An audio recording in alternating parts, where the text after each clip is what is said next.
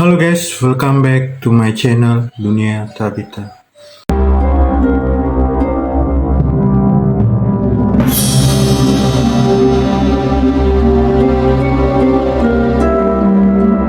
Malam ini kita akan bahas berita viral ya. Tepatnya berita ini terjadi di kota Sidoarjo, Jawa Timur ya. Ada sebuah perumahan yang namanya Pondok Chandra. Di situ terjadi sebuah kisah dramatis ya. Bagaimana kisah LBGT berakhir tragis. Mari kita simak ceritanya. Bagaimana rasanya setelah bercinta lalu dibunuh oleh rekan bercinta dan mereka adalah gay? Alamak. Kasus pembunuhan Sekdes 109, kasus pembunuhan Suti dan Amalia di Subang, Jawa Barat belum juga terungkap. Siswa SMK di area perkenalan warga ini. Siapkan mental kalian.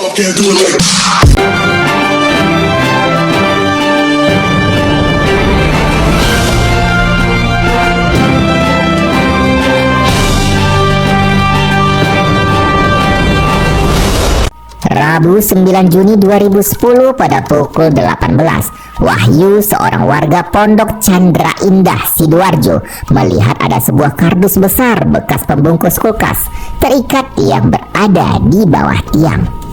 Wahyu penasaran akan kardus tersebut. Ia mendekat dan mencoba merogoh ke dalam kardus. Ia terkejut karena merasakan ada bentuk kaki dan tangan di dalamnya.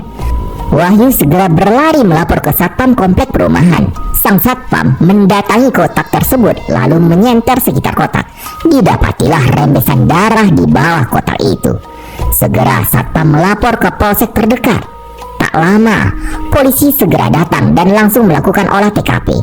Saat kardus dibuka, ada mayat seorang pria berbaju kaos bercelana coklat. Tidak ditemukan identitas apapun pada mayat ini. Tangan korban terikat sobekan kain putih dan mulut pun juga disumpal kain putih. Korban berkulit kuning langsat dan hidung agak besar. Beberapa tahi lalat di sekujur tubuhnya. Korban diperkirakan berusia sekitar 17 sampai 20 tahun.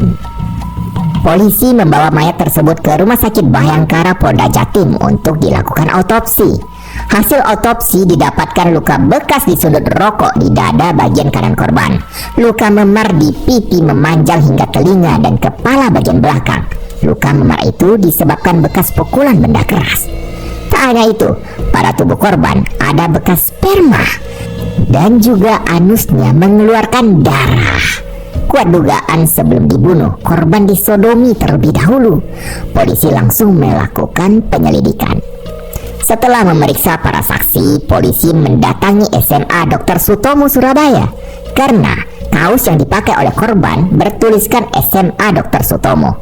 Namun setelah disamakan wajah korban dengan foto-foto yang ada di buku induk siswa sampai tahun 2006, tidak ada yang mirip dengan korban. Ada kemungkinan bahwa korban adalah alumni SMA Dr. Sutomo, tidak lagi menjadi siswa aktif di sana. Tidak mendapatkan petunjuk dari pihak SMA, polisi mencoba mendeteksi barcode yang ada pada kardus. Didapatlah info bahwa kardus tersebut adalah bekas kulkas yang dibeli di Surabaya. Sampai di sini polisi kesulitan dalam mengungkap identitas pelaku. Sampai tak lama kemudian ditemukanlah titik terang. Ada sebuah keluarga datang ke Polres Sidoarjo. Mereka melaporkan bahwa anak mereka bernama Agung Haryo Caksono telah hilang setelah sebelumnya berpamitan ke rumah temannya di Sidoarjo. Namun setelah itu, ia tidak pernah pulang. Keluarga tersebut setelah mendengar berita di media tentang ditemukannya mayat di dalam kardus dengan ciri-cirinya, mereka curiga bahwa itu adalah anak mereka. Dan setelah melihat korban, keluarga mengakui itu adalah Agung, anak mereka. Setelah mengetahui identitas korban, polisi langsung bergerak menyelidiki media sosial korban. Didapatilah korban sejak tanggal 3 Juni sering chatting dengan seorang pria di dalam aplikasi Facebook. Dan terkuaklah bahwa obrolan tersebut juga mengarah kepada kegiatan seks. Ternyata korban ini mengidap kelainan seksual, penyuka sesama jenis. Nama teman gay si korban dalam Facebook itu adalah Frankie Setiawan. polisi mendapat satu target utama karena didukung dengan hasil otopsi bahwa ada tindakan sodomi di dalam kasus tersebut. Perburuan dilakukan. Frankie berhasil diringkus di tempat kosnya di Jalan Kedung Asem, Surabaya. Selain itu, berdasarkan pengakuan Frankie setelahnya, polisi juga menangkap rekan Frankie bernama Rudy Hermawan beberapa hari setelahnya. Jadi ceritanya, Frankie dan Agung bertemu melalui aplikasi Facebook pada 3 Juni 2010 dan langsung dekat karena mereka sama-sama pemburu dubur, penganut paham LGBT onde-mande. Sekitar 2 hari chat tentang dunia perduburan, Agung tak tahan lagi. Ia ingin bertemu dengan mengajak Frankie melakukan oral seks. Kalau Frankie mau ngisep kemaluannya, aduh ya Allah apa ini? Oke lah, lanjut profesional. Kalau Frankie mau ngisep kemaluannya, maka Frankie akan diberi uang 100.000 oleh Agung. Frankie oke menyanggupi. Mereka lalu janjian untuk bertemu pada tanggal 5 Juni di sebuah SPBU di Jalan Pandugo, Rungkut. Pada tanggal yang disepakati, Agung datang terlebih dahulu mengendarai Honda Supra 125 warna kuning. Beberapa saat menunggu, tibalah Frankie menaiki motor Mio. Ia datang membonceng seorang temannya bernama Rudy Hermawan. Frankie lalu mengajak Agung untuk menuju kosnya di Wonorejo Selatan. Sesampainya di kos, Frankie dan Agung masuk ke kamar, sedangkan Rudy menunggu di luar berjaga-jaga. Di dalam kamar ya, Frankie dengan semangatnya melahap kemaluan Agung demi duit 100.000. Setelah ritual gay itu selesai, Agung tidak merasa puas. Ia meminta Frankie untuk menyodominya. Frankie menolak dan meminta uang 100.000 itu terlebih dahulu sebelum lanjut ke ritual sodomi. Agung berkata bahwa ia sebenarnya tidak sanggup membayar 100.000 itu. Dirinya hanya sanggup memberi imbalan dengan rokok dan makan siang. Mendengar itu, Frankie langsung emosi dong. Mungkin dia mikir kayak gini nih, anjir lah udah capek-capek ngemut minta disodomi, ternyata ini bocah kere. Gak terima sepongannya hanya dihargai rokok dan makan siang, Frankie menyerang Agung. Mereka berkelahi sampai Frankie berhasil mencekik Agung. Tapi karena cekikannya kurang kuat, Frankie berteriak memanggil Rudy. Rudy langsung masuk. Ia mengambil sarung lalu menjerat leher Agung.